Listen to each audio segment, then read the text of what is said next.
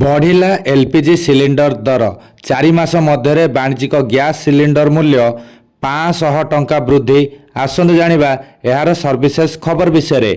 Iran इस्राएल युद्ध मध्य LPG cylinder रो मूल्य पुणी थरे वृद्धि पाई। सरकारी पीएसयू आईओसी एचपीसीएल एवं बीपीसीएल आज 19 किलोग्राम वाणिज्यिक सिलिंडर मूल्य रे यथेष्ट वृद्धि करिसेंती।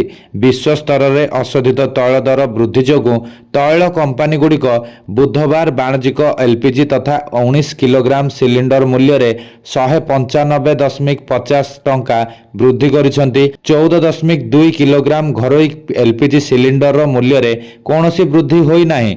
मार्च 7 तारिख में सेमानकर मूल्य वृद्धि करा जायथिला। इंडियन ऑयल, हिंदुस्तान पेट्रोलियम एवं भारतीय पेट्रोलियम आज एही एलपीजी सिलिंडर मूल्य रे वृद्धि करिसेंती। एही सिलिंडर एक रिफिल दिल्ली रे 2078.50 टंका उपलब्ध हेबो। गतकाली पर्यंत एहार मूल्य 1768.50 टंका थिला। बुधवार ठारू नूतन मूल्य लागू हेउछि। एहा लगातार चतुर्थ मास थिले मध्य एही सिलिंडर मूल्य वृद्धि पाइछि। ए मास पूर्वरु मार्च 1 रे 28 टंका, फेब्रुआरी रे 49 टंका एवं जानुआरी रे 111 टंका वृद्धि पाइथिला। एहार अर्थ हेउछि मात्र 4 मास मध्य एहा 498 टंका महंगा होइछि।